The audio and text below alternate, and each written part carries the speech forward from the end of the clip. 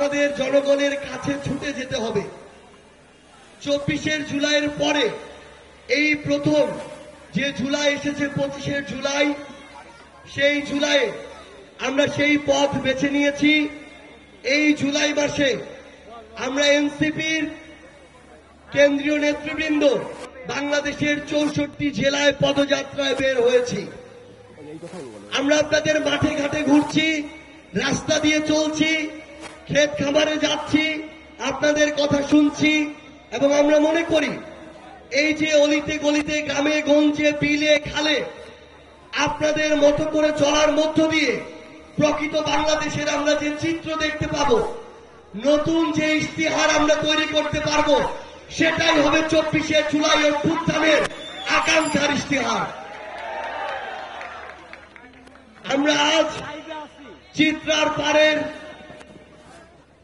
এই সুন্দর সাজানো গোছানো লড়াইলে ছোট্ট শহরে এসে উপস্থিত হয়েছি। কিন্তু আমরা যখন আজ মাগুরা থেকে লড়াইলে আসছিলাম, আমরা একটা রাস্তা দেখলাম। এটা কোনোদিন একটা জেলা থেকে আরেকটা জেলার সংযোগ সড়ক হতে পারে না। একটা রাস্তার এত বিধ্বস্ত অবস্থা, মনে হয় এখানে গাজার যুদ্ধ হয়েছে। তো এই যদি হয় বিগত 16 বছরে আপনাদের উন্নয়ন, আমরা তো ভেবেছিলাম খুলনায় এসে উন্নয়নের গণজোয়ার দেখতে পাবো। কিন্তু আমরা যখন দেখি যে এই নড়াইলের মতো জায়গায় এই রাস্তাঘাটগুলোর এই অবস্থা, একটা শহরের এই অবস্থা, তখন আমরা ব্যথিত হই। আমরা আপনাদের এই কথাগুলো শুনে এবং আমরা যে আকাঙ্ক্ষাগুলো ধারণ করি সেগুলো আপনাদেরকে জানাতে এসেছি।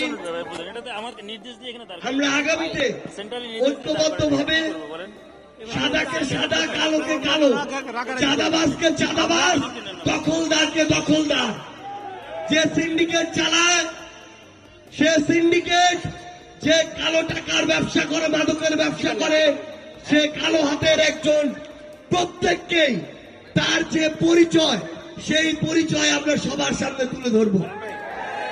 আমাদের কাছে দল, মত, ব্যক্তি মার্কার চেয়ে গুরুত্বপূর্ণ হচ্ছে দেশ এবং জনগণের স্বার্থ। কেউ যদি এই নড়াইলের চাঁদাবাজি করে, তার সবচেয়ে বড় পরিচয় সে একজন চাঁদাবাজ। তাকে এই নড়াইলে বয়কট করতেই হবে, তার দল মার্কা যেই হোক না কেন।